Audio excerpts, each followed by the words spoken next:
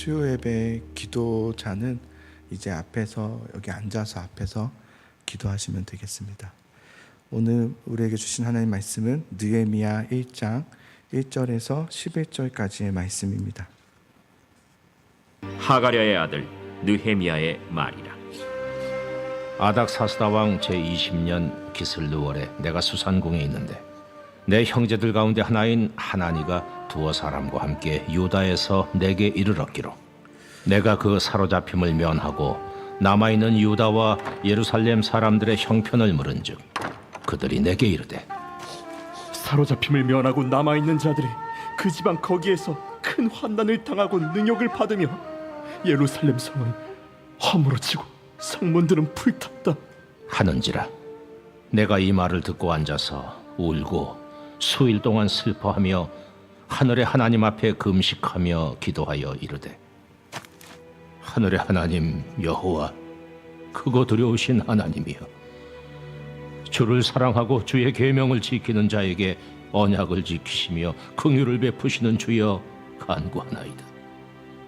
이제 종이 주의 종들인 이스라엘 자손을 위하여 주야로 기도하오며 우리 이스라엘 자손이 주께 범죄한 죄들을 자복하오니 주는 귀를 기울이시며 눈을 여시사 종의 기도를 들으시옵소서.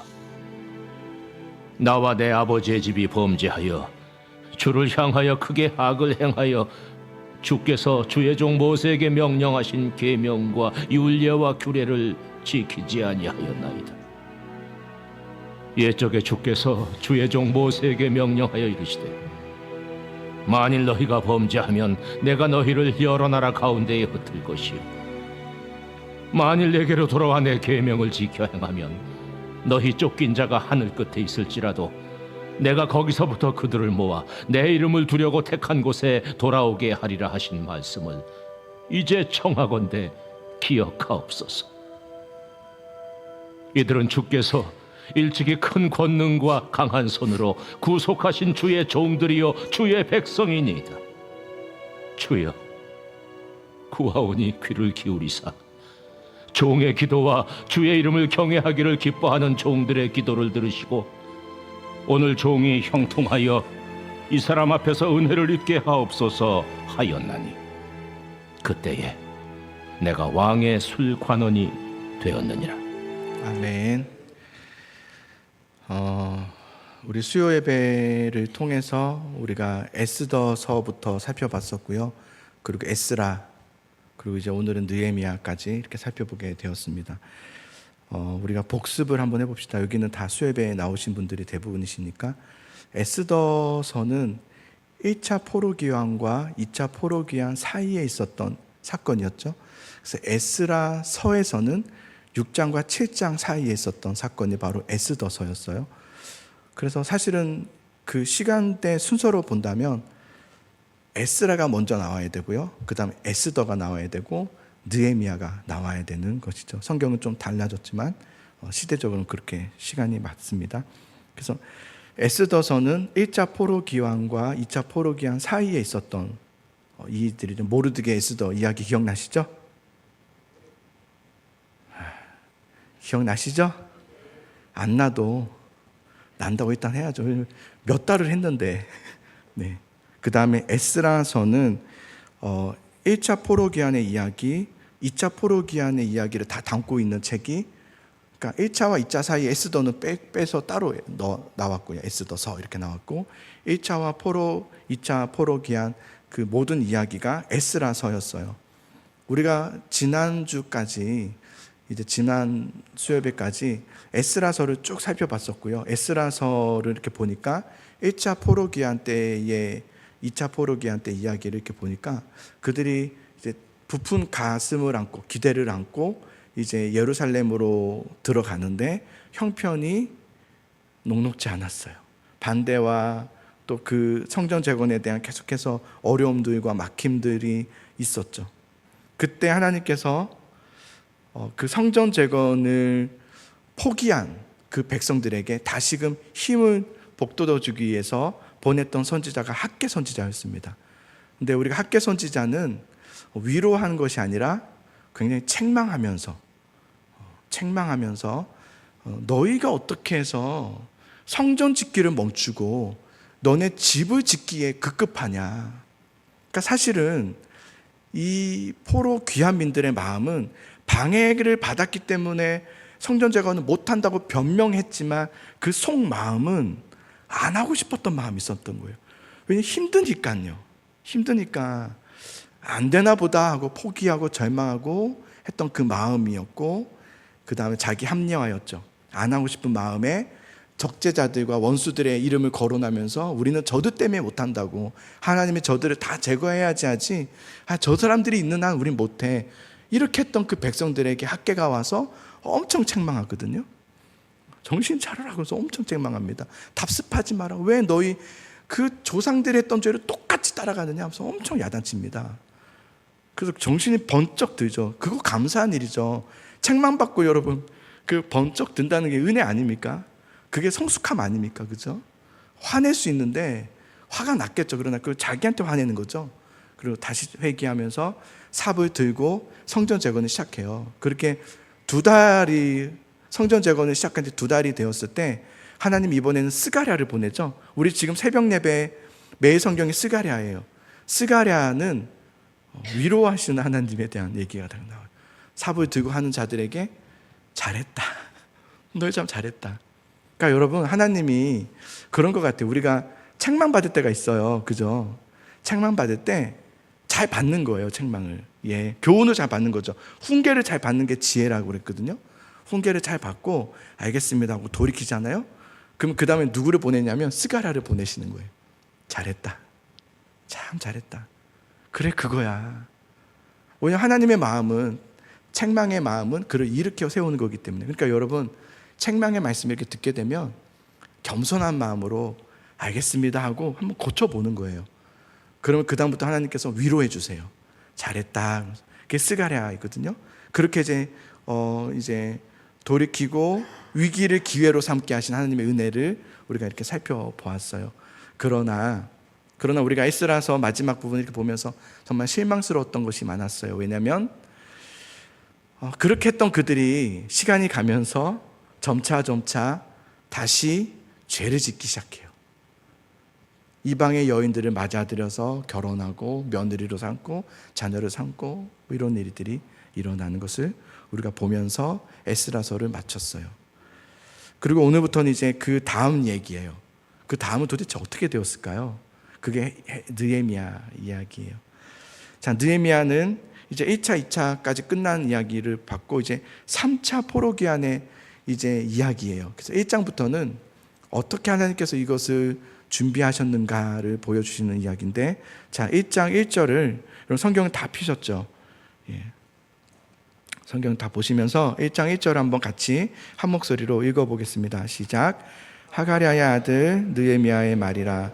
아닥사스다 왕 제20년 기슬루월에 내가 수상궁에 있는데, 지금 이제 우리 사실 에스라와 느헤미야가 한 권입니다. 우리는 나중에 이렇게 권을 나눴지만 원래는 한 권이에요. 에스라서 이야기를 마치고, 에스라서는 예루살렘에서 있었던 일들이었잖아요. 이렇게 포로 귀환한 후에, 그러고 나서 이 느헤미야로 넘어가면서 장소가 페르시아로 확 바뀝니다. 예루살렘에서 페르시아 수상궁의 이야기로 딱 바뀌고, 또 시기는 이 이야기 에스라 이야기를 훨씬 지나서 이제 크게 지난 건 아니지만 몇십 년이 지난 후에 아닥사스다 왕 때, 기슬루월은 11월에서 12월 사이를 말해요. 아닥사스다 왕은 누구냐면 아하수에로 왕의 아들이에요. 아하수에로 왕의 왕비가 누구였죠? 왕비하면 다 에스더죠 뭐. 네, 맞아요, 에스더. 그 에스더 때 아하수에로 왕, 그 다음에 아닥사스다가 2차 포로기한도 해줬고요, 아닥사스다가 3차 포로기한도 해줘요. 참 특이한 인물이에요. 자, 그렇게 2차 포로기한도 해줬고 아닥사스다가 이제 3차 포로기한도 해주는 그때예요. 그때 느헤미야가 등장합니다. 갑자기 느헤미야라는 인물이 턱하니 등장하죠. 자, 그런데 저는 말씀 보면서 우리가 좀 시각을 이렇게 봤으면 좋겠어요. 느헤미야가 느헤미야라는 사람의 몸은 지금 어디 있는 거죠? 페르시아 수상궁에 있죠. 몸은. 그러나 그의 마음은 어디 있었냐면 그의 마음은 예루살렘을 향하여 있었어요. 이게 특징입니다. 어느 날 느헤미야의 형제 중에 하나니라고 있었어요. 느헤미야의 친형제입니다. 이 하나니가 앞에 포로기한 때에 귀한 민에 속해서 예루살렘으로 갔던 것 같아요. 근데 무슨 일인지 모르지만 잠시 페르시아에 들릴 일이 있어서 들어오게 되었어요. 느헤미야가 이 하나니가 돌아왔다는 얘기를 듣고 한 걸음에 그가 달려왔고 같이 만나서 느헤미야는 듣고 싶었던 말이 있었어요. 뭐가 궁금했을까요? 자, 몸은 페르시아에 있었지만 마음은 어디 있었다고요? 예루살렘. 예루살렘에 갔던 형제가 돌아온 거예요. 잠깐 돌아왔어요. 아주 돌아온 게 아니라 잠깐 돌아왔을 때 그를 만났을 때 제일 궁금한 게 뭐였겠어요? 그죠? 예루살렘이죠. 예루살렘 어떻게 됐어? 학계까지 갔는데 또 거기 그 스가랴까지 갔는데 그거 어떻게 됐어? 에스라 학자까지 갔는데 어떻게 됐어? 어떻게 됐어? 이렇게 얼마나 궁금했겠어요. 왜냐면 마음은 늘 예루살렘 회복에 있었어요. 자, 그런데 어떤 소식을 듣게 되냐면 2절과 3절 한번 보겠습니다. 2절, 3절 시작. 내 형제들 가운데 하나인 하나니가 두어 사람과 함께 유다에서 내게 이르렀기로 내가 그 사로잡힘을 면하고 남아있는 유다와 예루살렘 사람들의 형편을 물은즉 그들이 내게 이르되 사로잡힘을 면하고 남아있는 자들이 그 지방 거기에서 큰 환난을 당하고 능욕을 받으며 예루살렘 성은 허물어지고 성문들은 불탔다 하는지라. 아멘. 기대와 달리 예루살렘에 대한 소식은 암울했습니다. 그곳에 큰 환난을 당하고 있고 좋지 않습니다. 능욕을 받았고 성은 허물어졌고 성문들은 여전히 붙어 있습니다. 이런 소식을 듣게 된 거예요. 느헤미야가. 그때 느헤미야의 반응이 이제부터 놀랍습니다. 자, 4절 한번 보겠습니다. 자, 4절 느헤미야가 어떻게 반응하는지 보십시오. 4절 시작. 내가 이 말을 듣고 앉아서 울고 수일 동안 슬퍼하며 하늘의 하나님 앞에 금식하며 기도하여 아멘. 자, 제가 왜 느헤미야의 반응이 놀랍다고 했을까요? 이게 설교가 아니고 그냥 이렇게 그런 모임이었으면 정말 묻고 싶어요. 여러분과 여러분의 생각도 듣고 싶고 막 그런데 이게 아쉽네요. 여러분도 말하고 싶은데 아쉽죠? 아니에요? 네. 그래요. 왜 느헤미야의 이 반응이 저는 이렇게 놀랍게 느껴졌을까요? 이게 왜 성경을 이렇게 기록하면서 이 놀라움을 금치 못하고 있어요. 느헤미야가 이런 반응을 했다고? 여러분, 느헤미야는 자, 퀴즈. 느헤미야는 어디서 태어났을까요? 1번 예루살렘, 2번 바벨론입니다. 느헤미야는 여러분 예루살렘에서 태어난 사람이 아니에요. 이스라엘에서 태어난 사람이 아니라 포로가 그 바벨론에 무너지고 포로로 끌려갔던 그 가족 중에서 태어난, 그것도 바벨론에서 2세예요. 2세. 그러니까 이스라엘에 가본 적이 있어요? 없어요? 없어요. 그는 태어날 때부터 이미 바벨론이었고요. 그는 바벨론의 문화에서 태어났고요. 바벨론의 음식을 먹으면서 바벨론의 학교에 다니며 공부를 했고요. 그것도 포로민으로서. 그런 얘기를 들은 적이 있어요. 이렇게 외국에서 태어난 자들이 이제 2세라고 하잖아요. 2세. 근데 그 2세들을 이렇게 표현한대요. 바나나라고 표현한대요. 바나나. 왠지 아세요? 겉은 노란데 속은 하얗다는 거예요. 겉과 속이 다르다고요. 그러니까 왜냐하면 2세들이 제일 혼란스럽게 느끼는 게 그거래요. 자기는 태어나서 그 나라 사람인 줄 알았다는 거예요. 어릴 때는 몰랐어요.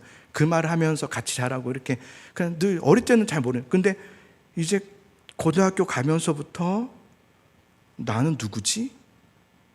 라는 혼란을 겪는데요. 이제 느헤미야가 바벨론에서 태어나고 바벨론의 사람들과 함께 어울리면서 그들과 함께 자랐어요.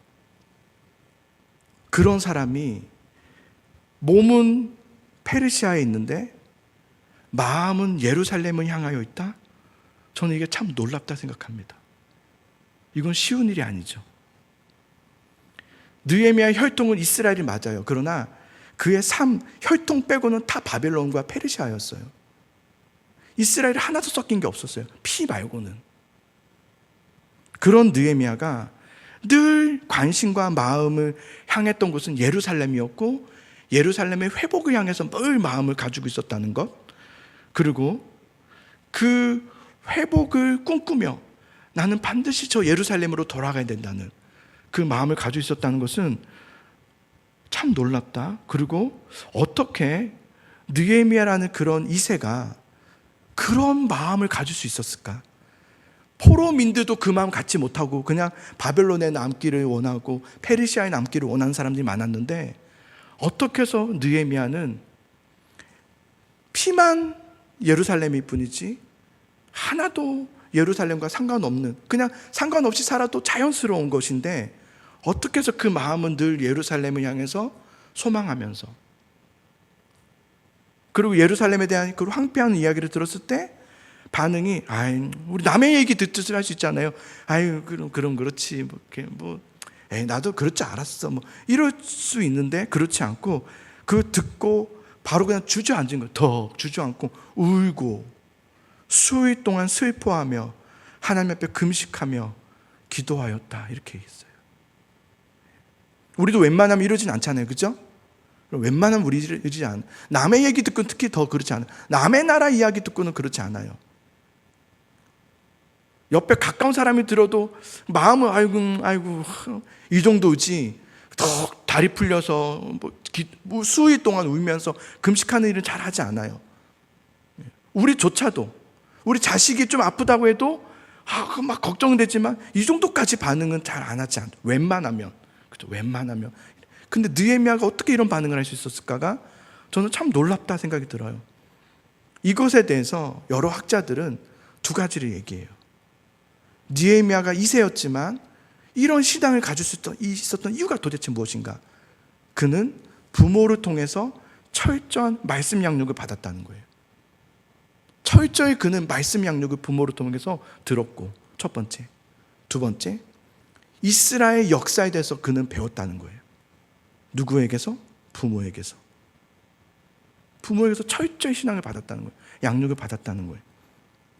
그래서 그는 비록 몸은 페르시아에 있었지만, 그래서 그는 바벨론 사람인지 느헤미야 그냥 페르시아 사람인 것처럼 살았는지 모르지만 그의 마음은 늘 하나님의 말씀을 향하여 있었다는 거예요.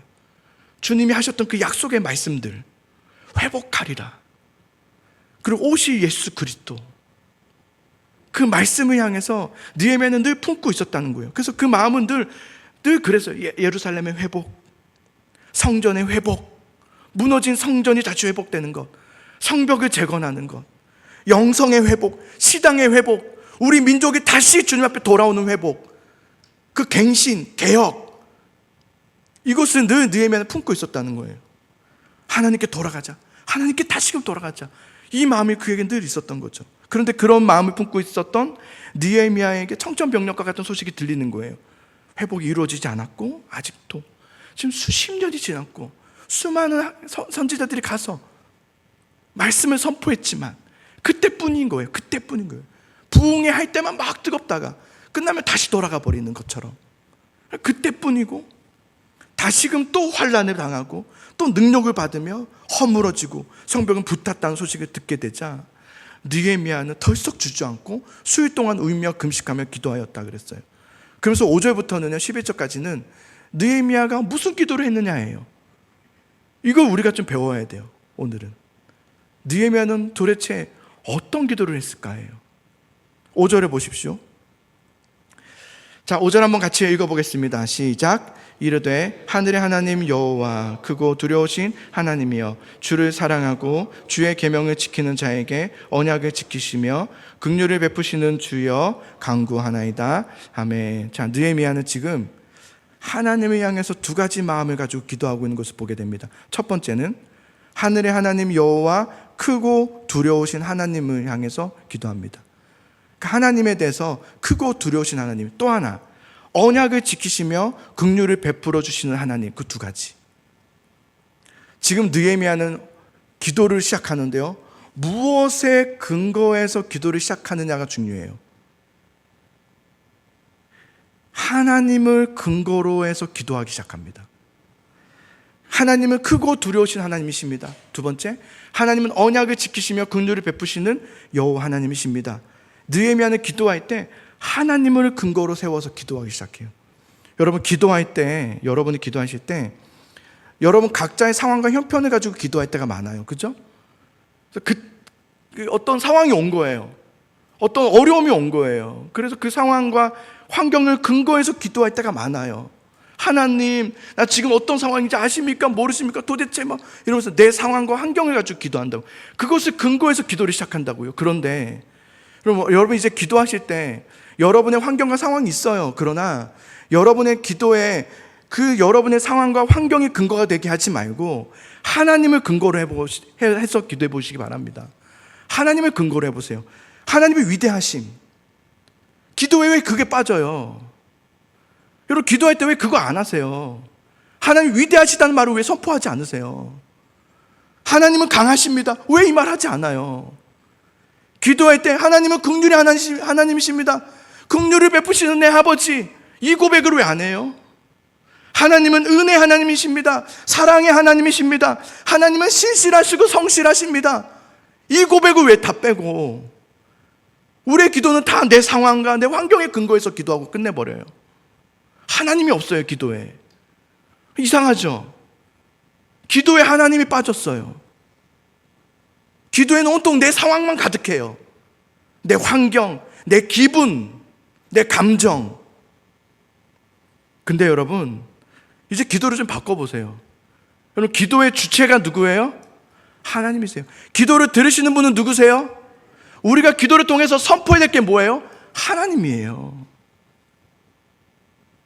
너희는 먼저 그의 나라와 의를 구하라 그랬어요.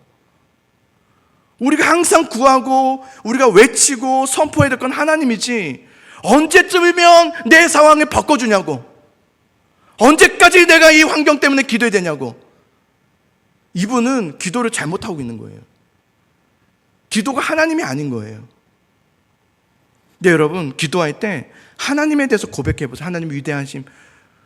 맞아요. 내 상황은 지금 형편이 너무 좋지 않아요. 너무 괴롭고 너무 모르겠어요. 어떻게 할지 모르겠고. 그러나 고백하는 거예요. 그러나 하나님은 나의 하나님이십니다. 하나님은 위대하십니다. 하나님은 나의 길이 되십니다. 하나님은 나의 소망 되십니다. 하나님이 나의 긍휼을 베풀어 주시고 사랑의 은혜를 허락하시면 나는 믿습니다.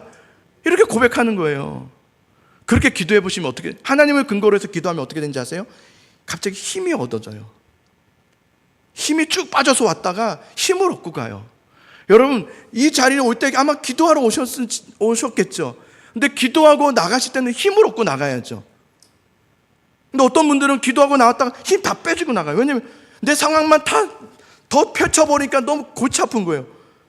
기도하니까 너무 골치 아프다. 그러니까 술 한잔 때린단다. 그러니까 술 한잔 마시는 게 낫겠다. 이러지 않겠어요? 사람들이 그렇잖아요.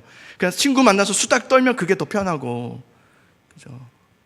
내 문제를 끄집어내지 않는 게 더 편하잖아요. 기도하니까 갑자기 내 상황이 근거가 돼 보니까 상황을 다 얘기하느라고 힘 다 빠져서 기도하고 나갈 때는 막 한숨 쉬고 나가면 기도를 잘못하고 가신 거죠. 우리가 기도할 때 하나님을 고백해 보세요. 하나님을 고백하고 하나님을 선포해 보세요. 걱정하지 마세요. 두려워하지 마시고. 그럼 하나님이 힘을 주시고 우리에게 또 믿음을 주세요. 믿을 수 있는 믿음을 주세요. 자, 6절과 7절을 보세요. 그게 느헤미야의 기도였어요. 기도의 시작을 이제 그렇게 시작하고요. 이제 6절과 7절을 봅시다. 함께 읽어보겠습니다. 시작. 이제 종이 주의 종들인 이스라엘 자손을 위하여 주야로 기도하오며 우리 이스라엘 자손이 주께 범죄한 죄들을 자복하오니 주는 귀를 기울이시며 눈을 여시사 종의 기도를 들으시옵소서. 나와 내 아버지의 집이 범죄하여 주를 향하여 악을 행하여 주께서 주의 종 모세에게 명령하신 계명과 율례와 규례를 지키지 아니하였나이다. 아멘. 여기서 저는 핵심이 뭐냐면 6절의 하반절에 보면 나와 내 아버지의 집이 범죄하여 나와 내,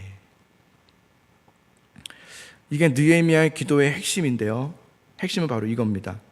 이스라엘이 지금 이렇게 포로가 되고 자신은 포로된 상태에서 태어났고 또 귀환의 약속을 받아서 돌아갔지만 1차, 2차까지 이루어지는 상황 속에서 성전은 재건됐지만 영성은 회복되지 않은, 그죠?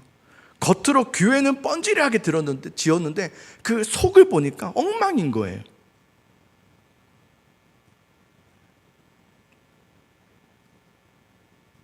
여러분, 그런 교회 본 적 있어요? 저는 본 적이 있는데요. 아주 시골에 충남이었던 기억이 있는데요. 그 한 교회에 성도들이 몇 명인지 아세요? 8명이었어요. 8명. 어르신들만 있는 8명이죠. 거기 한 목사님. 저는 그때 중고등부를 담당하고 있었거든요. 그 중고등부는 8명이 아니라 수십 명이었잖아요. 저는 한 번도 그렇게 8명 있는 데서 사역해 본 적이 없어요. 근데 그 목사님이 훨씬 크다는 생각을 그때 들었어요. 만나고 대화를 나누면서. 하나님이 만약에 참 목자다 그랬으면 아마 그분을 말했겠다. 서울의 대형교회가 아니라 그분을 말했겠다. 얼마나 영혼을 사랑하는지.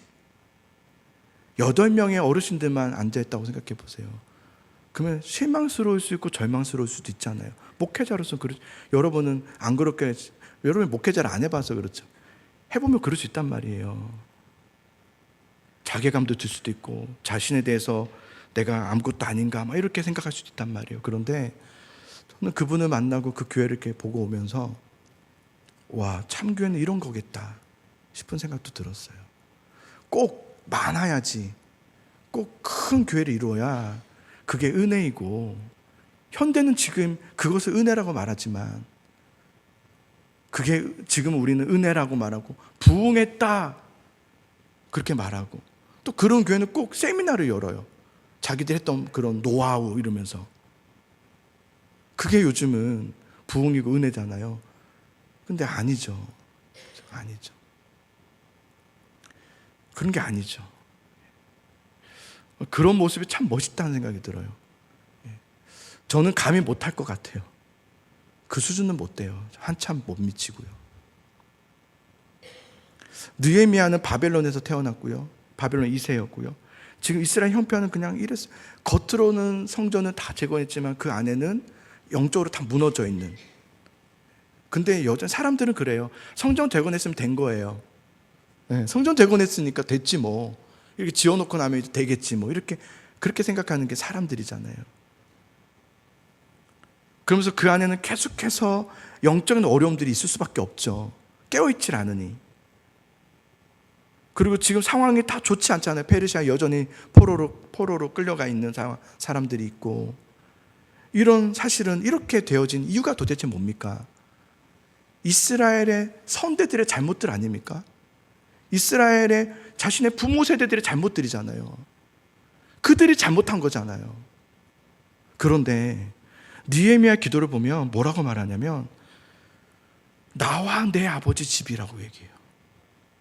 우리가 지금 이렇게 형편이 어렵고 영적인 상황이 이렇게 피폐된 것은 우리의 조상들이, 우리 윗대들이 그래서 이렇게 말하지 않아요. 느헤미야는 절대 그렇게 말하지 않고 저 사람들이 이렇게 말하지 않고 나 때문입니다 이렇게 얘기해요.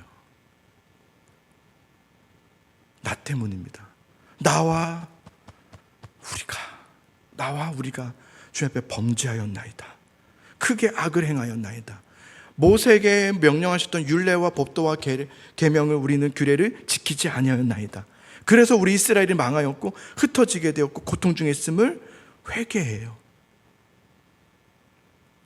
어떻게 보면 느헤미야는 이스라엘의 그 죄와 상관없는 인물이죠. 맞아요. 상관이 없어요. 따져보면. 그는 바벨론에서 태어난 사람이죠. 피해자예요. 자기 죄 때문 아니에요. 우리 부모 세대들 또 그 윗세대 때 때문에 지금 이렇게 살 수밖에 없는 거예요. 그런데 그는 그렇게 말하지 않아요. 그 모든 죄를, 그 이스라엘의 죄를, 그 공동체, 영적 공동체 죄를 자신의 죄로 여기는 거예요. 이거예요, 이거. 이겁니다, 바로. 우리가 이런 게 이겁니다. 어느 날 우리가 하지 않고 있는 기도가 이겁니다. 우리가 믿음 생활을 하다 보면 처음에는 그냥 좋아요. 마냥 좋다고요. 그런데 이제 다 경험했잖아요. 처음에는 막 예수님만 예수님밖에 안 보이니까 예수님이 전부고 예수님이 하나님 뭐 그러다가 서서히 사람들이 보이기 시작하죠. 교회 안에서 이 사람 저 사람 그런다고요. 그러면서 같이 예배할 때는 몰랐는데 개인적으로 만나고 또 어떤 일을 같이 하고 봉사를 같이 하다 보면서 저 사람은 저런 모습이 있었네? 왜 저 말을 나한테 하지?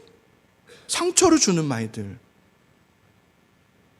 다른 사람들의 실수, 연약함들이 서서히 보이기 시작해요. 또한 믿음 생활을 잘하다 보면, 열심히 하다 보면 그 다음에 꼭 우리는 그렇지 않은 사람이 보이기 시작해요. 저 사람 왜 기도 안 해? 저 사람 왜 예배 안 와? 직분자인데 왜 안 와? 왜 예배 동참 안 해? 왜 이런 봉사할 때 왜 안 와? 이제 이런 게 보이기 시작해요. 그러면서 기도하라고, 왜 기도 안 하냐고 하는 너무 합당한 말들.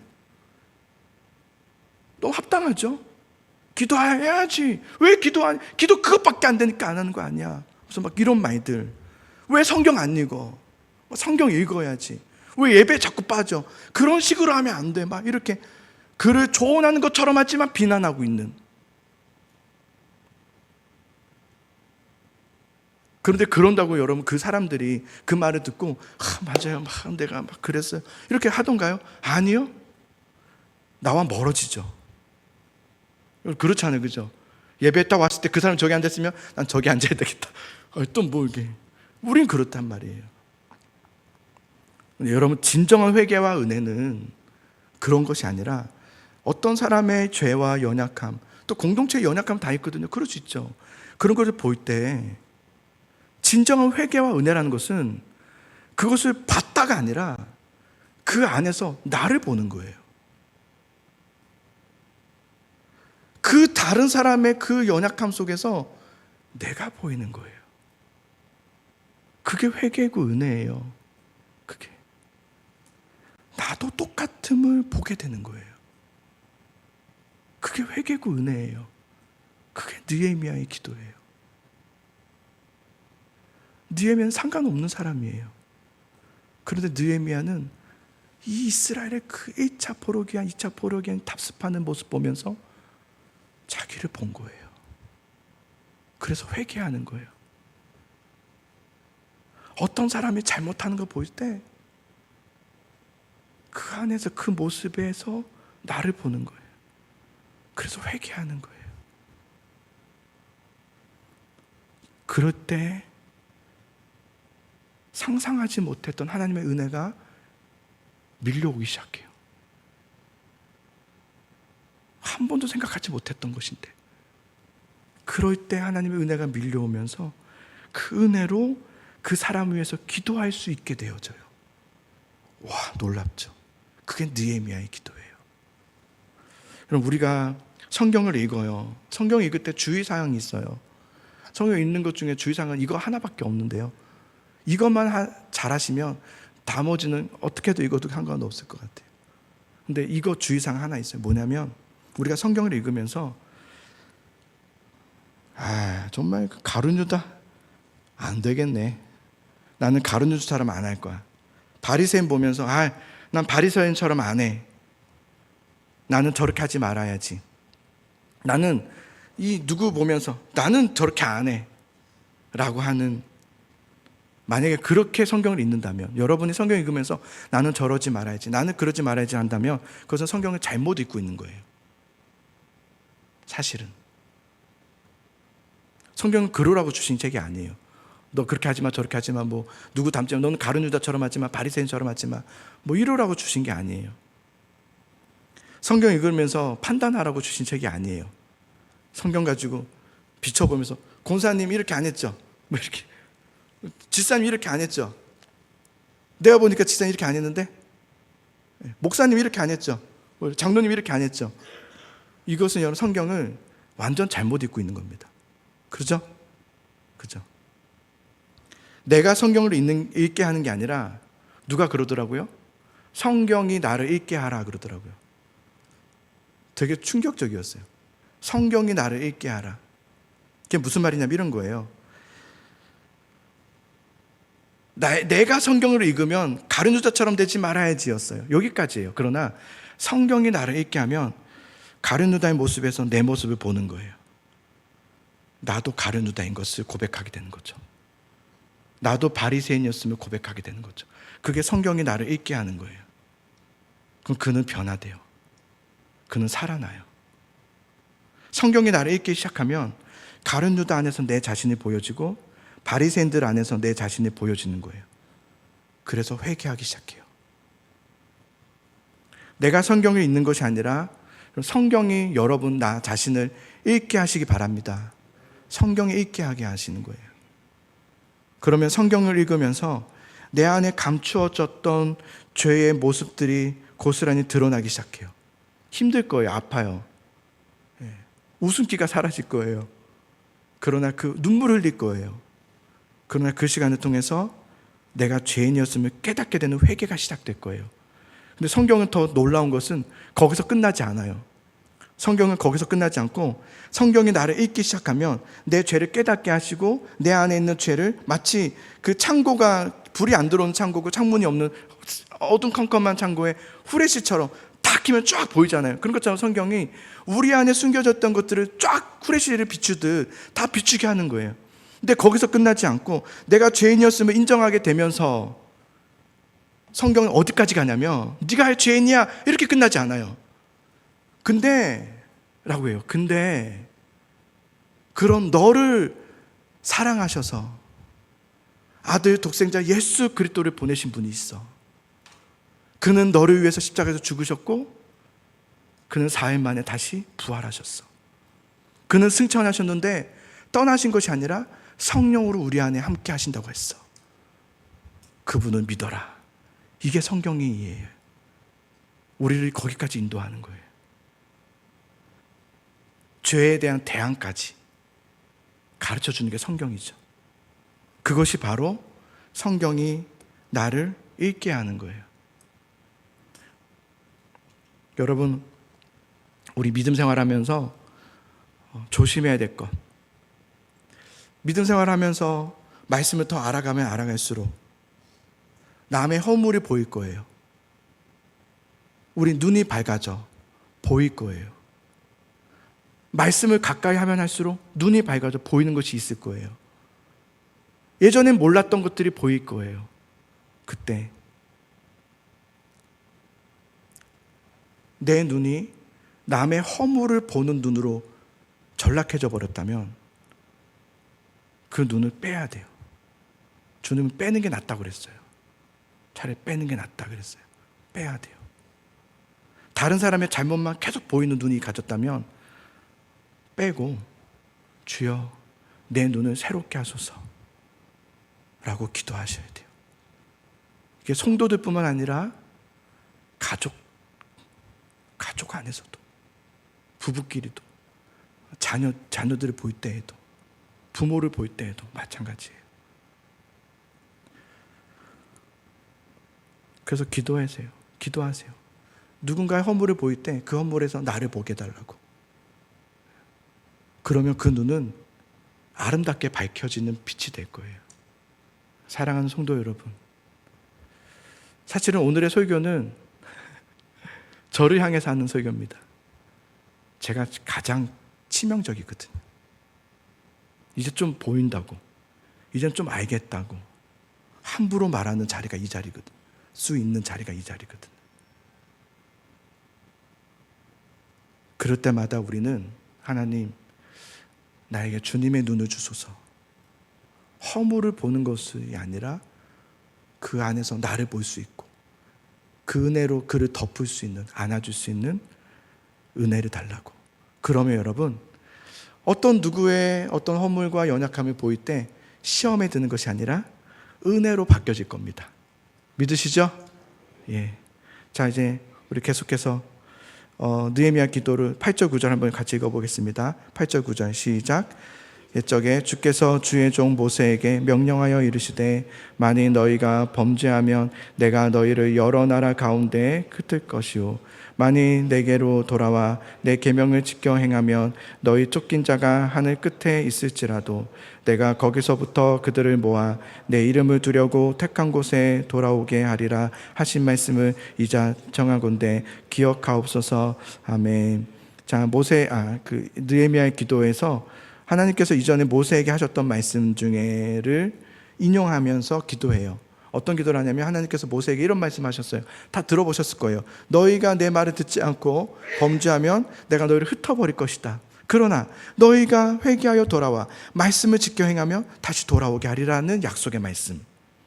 그 말씀을 느헤미야가 꺼내어서 기도해요. 여러분, 기도할 때 우리 하나님을 근거해서 기도하자고 그랬죠. 그죠? 두 번째는 뭐냐면 하나님의 약속의 말씀을 붙잡고 기도하는 거예요. 성경은 약속의 말씀이에요. 그래서 총 2권으로 돼 있죠. 앞에 거 뭐라고 그러죠? 약. 약이 뭐예요? 약속이죠. 그 다음 뒤에 건 뭐예요? 약. 이것도 다 약속이에요. 성경은 약속의 말씀이에요. 하나님의 약속의 말씀. 우리가 기도할 때 하나님을 근거로 기도해요. 하나님의 위대하신 하나님을 왜요? 하나님 우리에게 그렇게 하실 거라고 약속했기 때문입니다. 라고 기도하는 거예요. 우리가 회개하고 돌아오면 하나님, 내가 이 밤에 주님 앞에 무릎 꿇고 기도하면 하나님께서 회복하게 하실 것을 나는 믿습니다. 라고 하면서 기도하는 거예요. 약속의 말씀을 붙잡고 기도하는 사람이었다는 것이 느헤미야였어요. 느헤미야. 말씀을 가지고 기도하시기 바래요. 약속의 말씀을 붙잡고 기도하시기 바랍니다. 여러분, 제가 이 얘기만 하고 마칠게요. 우리가 제일 많이 이제 좀 이렇게 한 번쯤은 고민해 볼 문제인데요. 기도하고 얻은 결과와 기도하지 않았는데도 얻은 결과가 있을 때가 있어요, 없어요? 있어요. 그때 기도해도 결과를 얻고 기도를 하지 않아도 같은 결과를 얻는다면 왜 기도하죠? 이런 고민을 안 해봤어요? 안 해봤군요. 그래요. 저 혼자 해봤습니다. 네. 전 해봤어요. 혼란스럽더라고요. 기도하지 않아도 되는데, 기도하지 않아도 주신다는데, 뭐야 그게? 막 이런 생각도 들었고요. 기도할 이유가 뭐지? 막 이런 생각도 들었어요. 근데 여러분, 한번 생각해 봅시다. 한껏부터 벗겨서 생각해 봅시다. 기도하고 얻은 결과와 기도하지 않은 결과, 기도하지 않고 얻은 결과가 겉으로는 같을 수는 있어요. 그런데 여러분, 이제 생각해 보는 거예요. 그런데 기도하고 얻은 결과와 기도하지도 않던 결과는 사실은 겉으로는 같지만 엄연히 다른 겁니다. 완전 다른 거예요. 뭐가 다를까요? 뭐가 다를까? 기도하고 거듭 하나님 앞에 붙잡고 약속의 말씀을 붙잡고 기도한 결론이 물론 기도하지 않은 것과 같을 수 있지만 약속의 말씀을 붙잡고 기도한 그 기도에는 무엇이 따라와요? 하나님의 약속의 말씀의 성취가 따라와요. 약속의 말씀의 성취가 따라와요. 기도하지 않고 얻은 결과는 겉으로 문제는 해결됐을지 몰라요. 그러나 그에게는 말씀의 약속의 성취가 따라오지 않아요. 이거는 엄청난 차이입니다. 이건 하늘과 땅 차이예요. 네, 완전 차이예요. 말씀을 붙잡고 기도하는 사람은 결과를 얻은 것도 복이에요. 맞아요. 기도하지 않아도 얻었겠지만 기도해서 얻어서 그것도 복이에요. 그러나 더 큰 복은 뭐냐면 하나님의 약속을 받았다는 거예요. 그는 하나님의 약속에 받은 자로서, 주일 말씀에 흰돌이라고 그랬죠. 흰돌을 받은 자로서 그날 겉으로 볼 때는 똑같아 보일 수 있지만 엄연히 다른, 그들은 하나님의 약속의 말씀을 받은 더 큰 복을 얻은 자라는 것이 이렇게 다른 거예요. 차이가 어마어마히 크죠. 그럼 여러분 기도하실 때 물론 다른 사람들에게 기도 요청하는 거 중요합니다. 그래서 기도해 주세요 요청해야 돼요. 그러나 더 중요한 게 있어요. 기도를 요청하는 것보다 더 중요한 것은 내가 하나님 앞에 직접 기도하는 것이 있어야 돼요. 내가 시간을 내어서 내 시간을 투자해서 정해서 편안함이 아니라 힘들어도 그 힘든 시간을 투자해서 내가 하나님 앞에 무릎 꿇고 기도하는 그 기도가 내 기도가 반드시 있어야 됩니다. 물론 목사님한테 기도 부탁해서 얻어서 목사님 감사합니다. 제가 여러분이 저한테 그런 얘기를 하면 제가 막 이런 적 있어요. 저 한 번도 그런 적 없을걸요. 아마 다 당황해요. 막 좋아서 목사님 제가 기도해 하는 목사님 기도 막 물론 예의상 기도하는 거 말씀드리겠지만 목사님 기도해 주셔서 막 이렇게 하지만 제가 맞아 이러지 않고 그래요. 이게 끝이에요. 저는 감사하네요. 목사님 안 기쁘세요? 기뻐요. 네, 기뻐요. 저는 거기까지예요. 더 중요한 것은 그게 아니거든요. 해결되면 뭐예요? 약속을 받아야죠. 물론 약속 안 받아서 안 웃은 게 아니라 그런 의미는 아니고요. 그만큼 우리가 내가 시간을 내어서 기도하는 그 기도가 반드시 있어야 돼요. 그래서 여러분이 직접 하나님 앞에 약속을 받는 것이 있어야 돼요. 그 기도가 있으셔야 돼요. 그 기도에 정말 힘쓰셔야 돼요. 피곤하고 힘들어도 힘들면 막 꼬집으면서까지 막 기도하려고 하셔야 돼요. 그래야 그 약속의 말씀은 영혼에서요 우리 가정으로 흘러 들어오고요 우리 자녀들에게 흘러 들어가고요 우리의 영혼에게 흘러 들어간단 말입니다. 단지 그냥 문제 해결해 달라고 그냥 어떤 결과만 얻게 해달라고 기도하는 기도는 뿌리가 없는 기도입니다. 열매는 있어 보일지 모르지만 열매 없습니다. 진짜 열매를 맺지 못하죠. 그리고 나서 하나님이 11절에 보면 마지막에 그렇게 기도했던 느헤미야에게 기도를 들으사 왕의 수의관원이 되었더라 이렇게 하고 끝나요. 1장이. 근데 당황스럽죠. 막 기도해서 하나님 느헤미야 기도 되게 멋지지 않습니까? 막 기도하고 딱 마무리에 수의관원이 되었느니라. 예? 예? 수의관 갑자기요? 지금 예루살렘의 회복과 막 지금 엄청난 기도를 했는데 수의관원이 되었느니라 하고 딱 끝나버려요. 수의관원이 뭔지 아시죠? 왕이 매일마다 마시는 그 포도주에 독이 있는지 없는지를 먼저 이렇게 맛을 보고 독 있으면 죽는 거예요. 그리고 독 없으면 이제 그것은 사실은 왕의 생명을 보호하는 일이기 때문에 왕에게 가장 믿을 만한 신하들만 주어지는 아주 특권의 자리이긴 하지만 그러나 지금 느헤미야가 기도했던 내용은 그런 것이 아니라 하나님 지금 막 예루살렘에서 막 하나님은 위대하십니다. 하나님은 긍휼에 베푸신 막 이렇게 기도하고 났는데 그리고 4개월이 지났거든요. 그러고 났더니 하나님께서 하셨던 것은 고작 수의관원이 되게 하셨더라 이렇게 끝나요. 이게 기도응답이 맞습니까? 그래서 이게 뭐지? 내가 기도한 건 이게 아닌데 웬 수의관원? 전혀 연관성 없어 보이죠? 그래요. 우린 그래요. 그러니까 우리는 여러분 기도하면 내가 나름대로 연관성을 찾죠. 이런 거 되겠지. 그래서 이런 이제 누가 이렇게 전화 오겠지. 이런 연관성을 기대한단 말이에요. 그런데 하나님의 일하심은 우리의 그 제한된 생각 속에 갇혀 있는 분이 아니시죠. 뛰어넘으신 하나님이시죠. 때론 여러분, 여러분의 기도와 여러분의 부르짖음에 응답하고 있는 것 같지 않지만 하나님은 내 기도를 전혀 연관성 없게 움직여주고 계시는 것 같지만 아닙니다. 하나님은 그 안에서도 반드시 일하시고 계시고 역사하고 계심을 믿으시기 바랍니다. 하나님 일하시고 계시면 일하시고 또 일하세요. 느헤미야, 이제 느헤미야를 수요일마다 시작했던데요. 느헤미야라는 뜻이 뭔지 아십니까? 여호와는 나의 위로자라는 뜻입니다.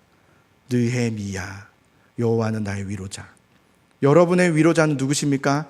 하나님이시기를 소망합니다. 그리고 또한 여러분도 누군가에게 위로자가 되시기를 바랍니다. 위로자가 되십시오. 교회에서 누군가의 위로가 되어주시고 가정에서도 위로자가 되어주시고 그렇게 믿음으로 살아내는 우리들이 되길 원합니다. 우리 오늘은 죄송해요. 오늘 설교를 너무 길게 했어요. 네. 제가 너무 피를 받아서 너무 길게는 하지만 우리 찬송가 364장을 1절을 우리 한 번만 이렇게 불러보고 맞춰보고 싶어요. 근데 이 1절을요 우리 천천히 가사를 정말 고백하듯이